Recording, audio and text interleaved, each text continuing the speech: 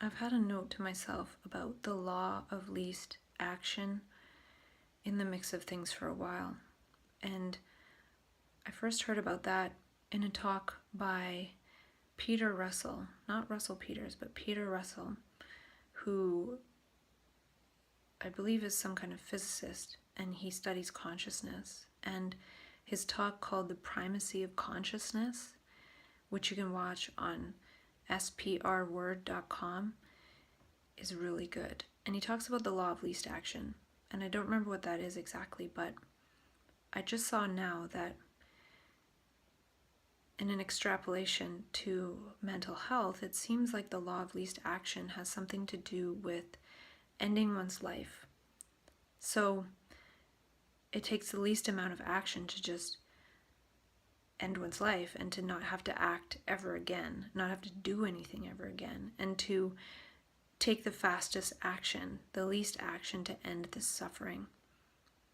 And so I feel like getting caught in that program to end one's life sometimes is a law of least action.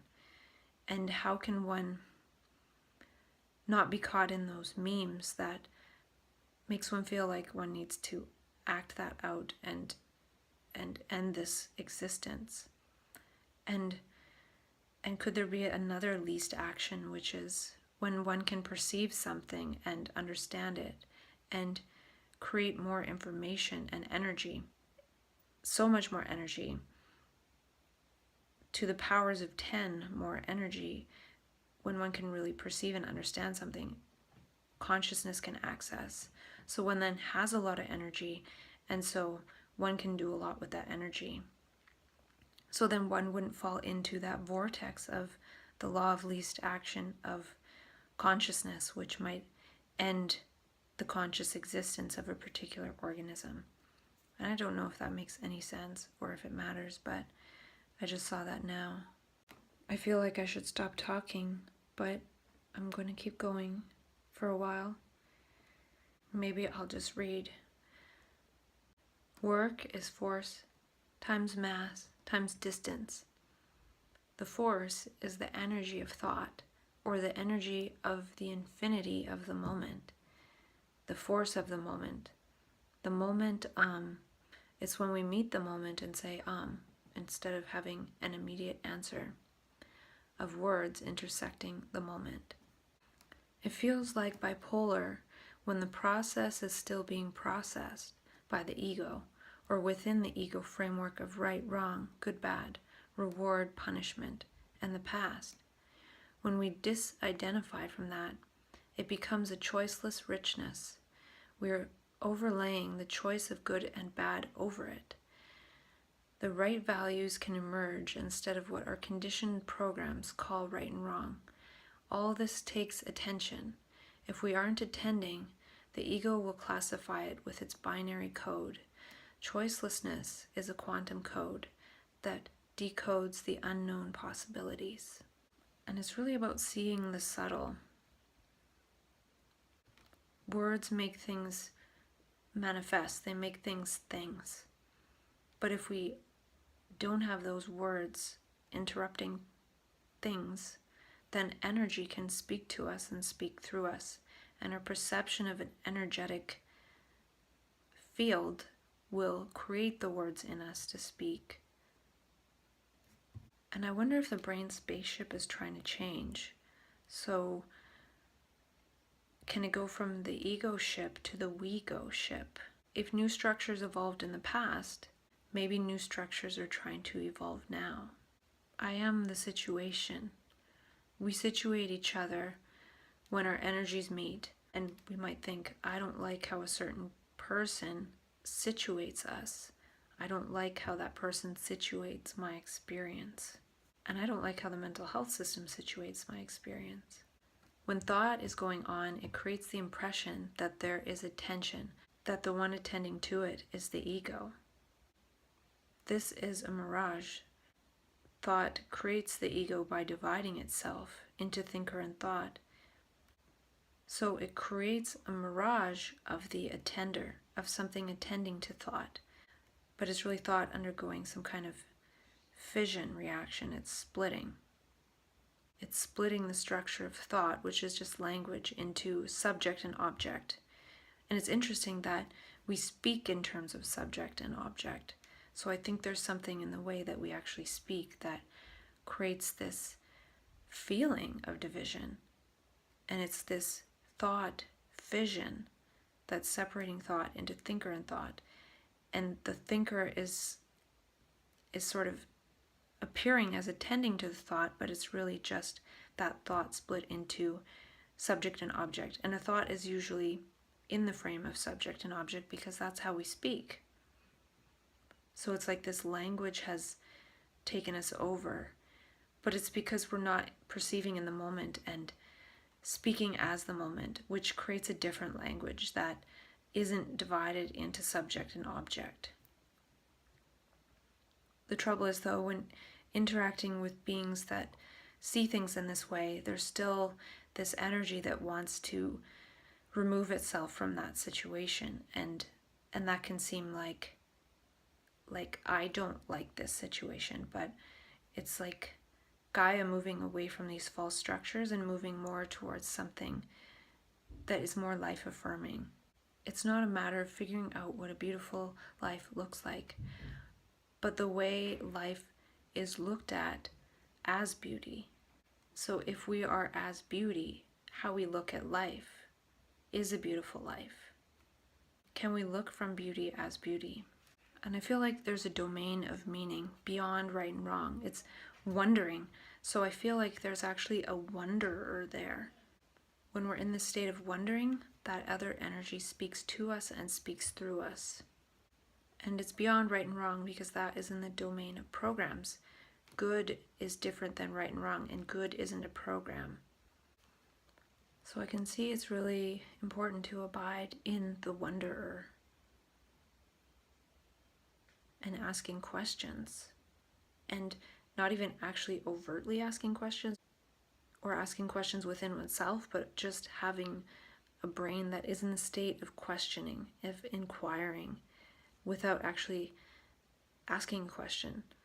And I wonder if the prefrontal cortex wants to transform into the magic cortex. And the me is just a notion, and the notion of Gaia has other ideas. And it's something other than the me giving us our ideas. The me can only reorganize past stuff stored up in the brain. But when we can see, we can get other ideas from something other than the me, from infinity.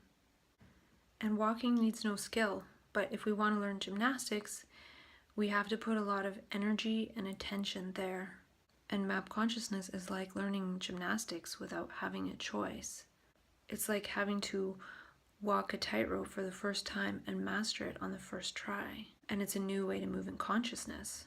And the interesting thing is when we have access to perception and insight, that gives us energy, and it gives us the energy to learn how to walk in that consciousness. It is the energy of that other consciousness. And as we move in that, our bodies become attuned to moving with that consciousness. So if we get a glimpse of that energy and we keep glimpsing it moment to moment, we're able to stay in that energy and be fueled by that. And the brain is running on the fuel of perception and energy and action instead of thought and habit, which requires very little energy. It doesn't create any energy to do any more work, to do any more action. So I see that perception is how the brain actually creates energy. And it creates energy to change itself and transform itself and create new structures that it might need to move in this new field. And it might actually create a structure that can dematerialize the body and keep it minimally together and then rematerialize it as necessary. And the interesting thing is that this structure in the brain would be invisible when we're in our material form. And I remember talking about a book where they talk about how perception being biased and inaccurate is actually adaptive. Well, it's adaptive for the me, and it's adaptive for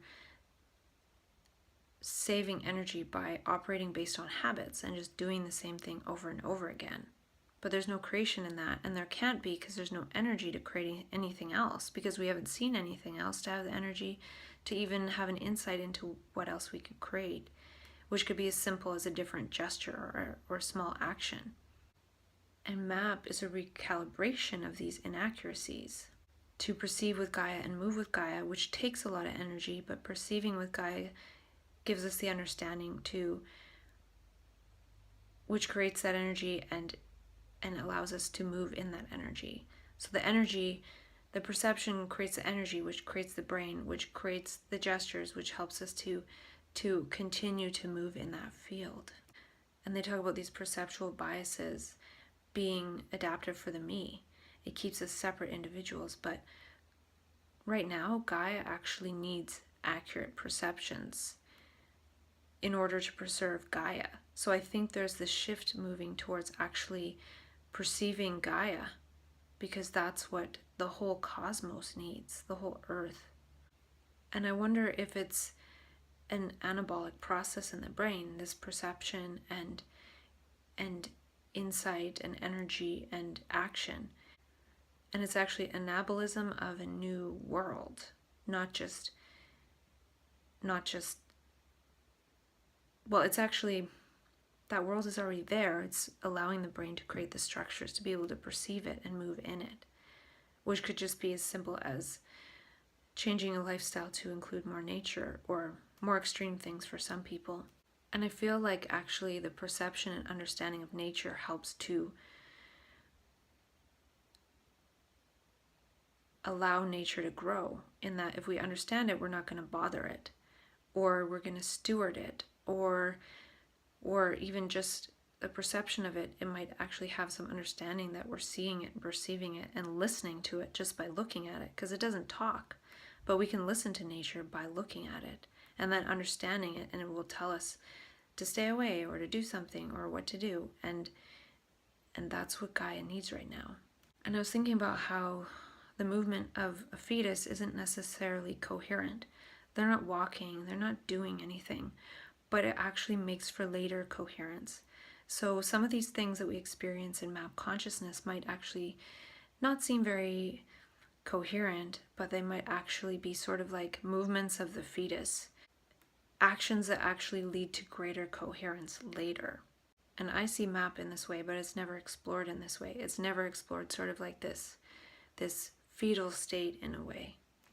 It's like we become fetuses to be born into connection with Gaia, real communion with Gaia.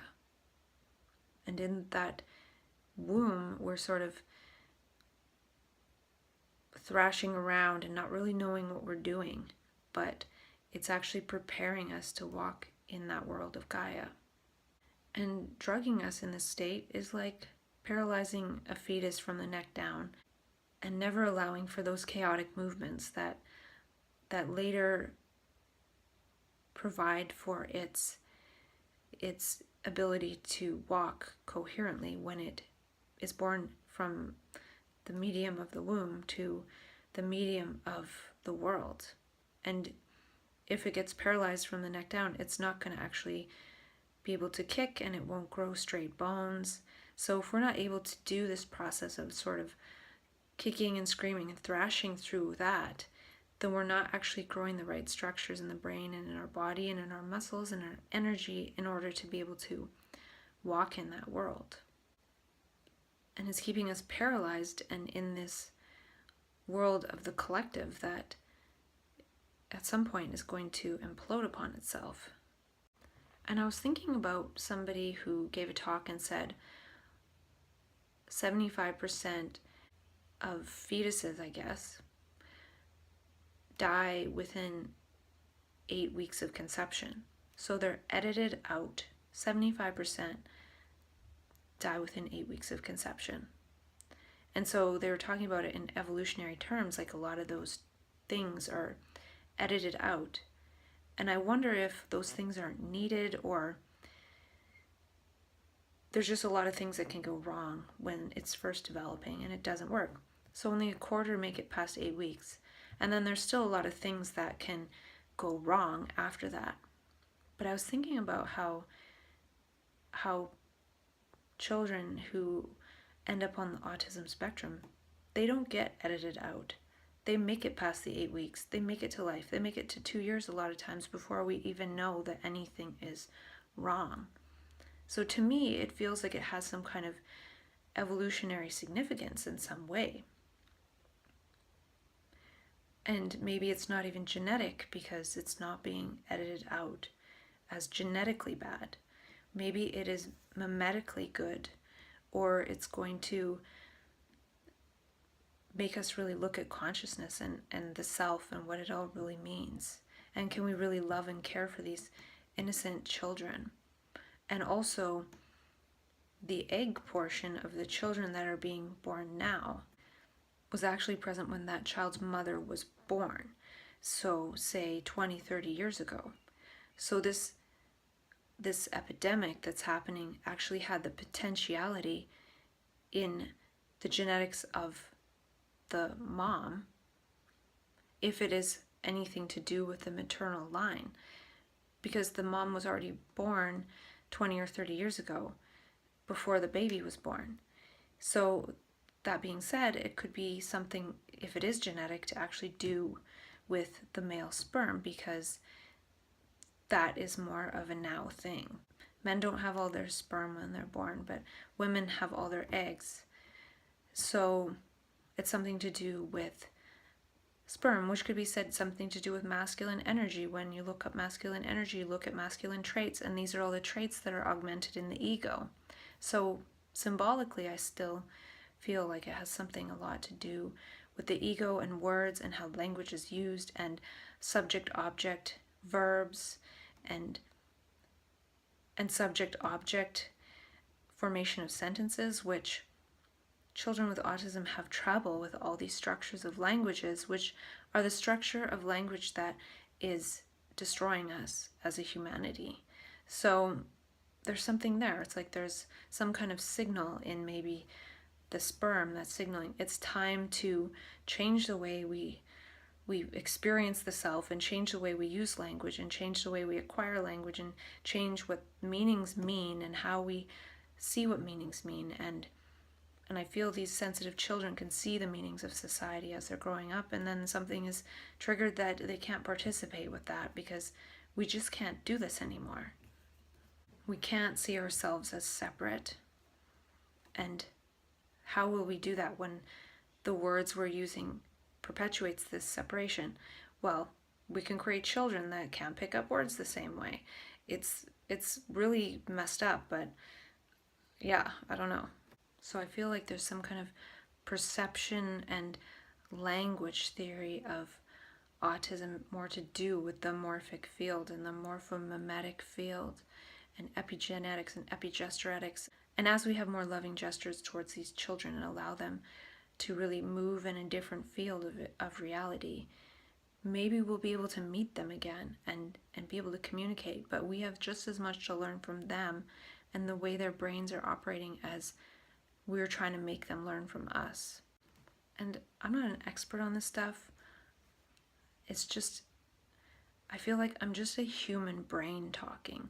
I'm just a human brain seeing the brain and talking about the brain. I have a brain, and the brain can see, and the brain can communicate with itself and other brains, and I don't know, I just feel like I have this sense that I'm seeing and saying things that I have no idea what I'm talking about, but it's maybe just a cry out of the human brain to really connect with this other dimension. And I feel like if we can connect with it as people who go through the mental health system, that will, and translate that energy and bring that energy in, and be in touch with that process of perception and creating energy and information, that information will actually trickle down and take some of the pressure off these young children to be the brains that don't acquire language, because the language they would acquire is actually quite destructive. And so I feel like if we can transcend through this and translate it and pass that energy along, it could actually reduce the need for Gaia to produce children that can't acquire language, and Can we change the language that they might acquire so they can sense that that's out there, so they can feel safe to actually still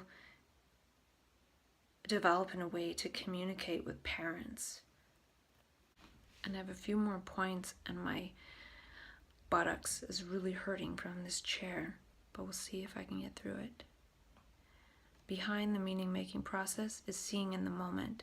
And this is not in logical order, it's in dialogical order. It's in the order of dialogue. Dialogue with Gaia, with oneself, which is all the same thing. And we need dialogical chaos and disorder in order for a new order to arise. We have to be willing to be vulnerable with our language and our creations of meaning, and not just and are creating meaning and not just ascribing to the meanings and beliefs of society.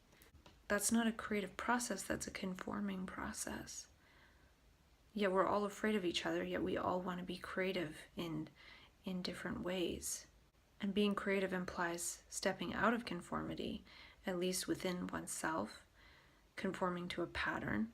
And to me it seems like we have dialogical disorders, and all these problems are really problems of dialogue. We split everything into subject, object, and separate ourselves, and we're not really in direct contact and giving voice to something, some energy. So really, dialogical disorders are just not having yet learned dialogue in communion with the moment. And it's not necessarily a mental illness. It's just a dialogical disorder. And I feel like map consciousness is what happens when we have a problem with society and what happened to us. We have a problem with what society makes us do to ourselves and others. And we have a problem with what society does to other people. And really there is no division between society and people. It's all within. But we want to change our internal society to create a different society. And maybe first we can do that by having dialogue with ourselves to change our own internal society and how we communicate with ourselves, and then move that to how we communicate with other people.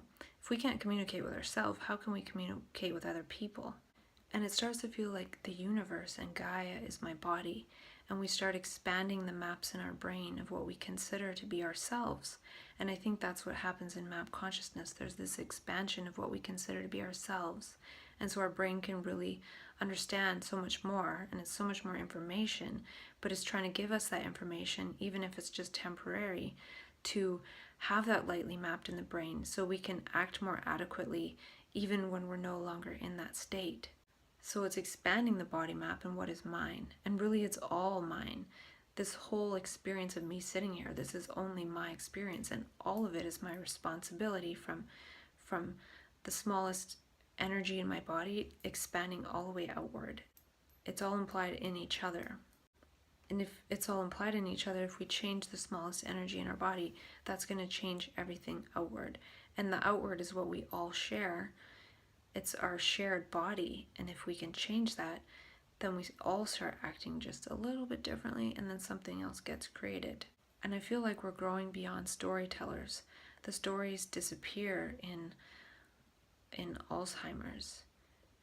But a lot of times, meaning and context can bring it out. So I feel like meaning is deeper in our brain, and if we can fill our brain with meaning instead of stories and thoughts, then perhaps it is more neuroprotective, in that it's creative and it's always creating neurons instead of wearing out patterns and constellations of neurons. What if neurons can be so creative that they're created just for a single perception and then they die because they're making room for new brain cells for the next perception? So the brain can respond to meaning a lot longer. And I was thinking about MAP as autonoetic consciousness. It allows us to examine our ego structure. It allows us to step back from identifying with the ego and actually identify with attention and the container rather than the content. And so it allows us to see the content.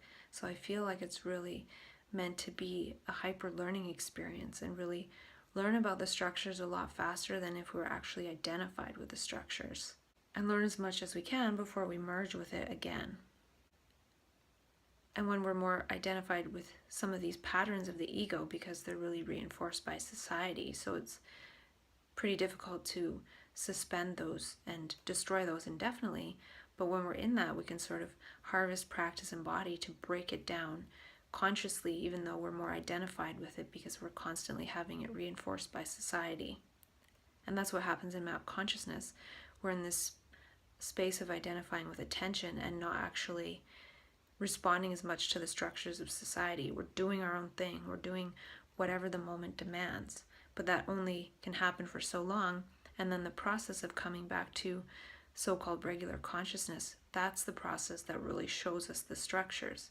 So in the higher states of map consciousness, we really see and experience and move in that other dimension and kind of learn about that. And when we're coming back to regular consciousness, we're learning about all the structures of the ego and society and what the result of that is. And it's really scary because when the brain is seeing that, it doesn't know the difference that stuff from the past, it's not really happening, but it's happening in consciousness.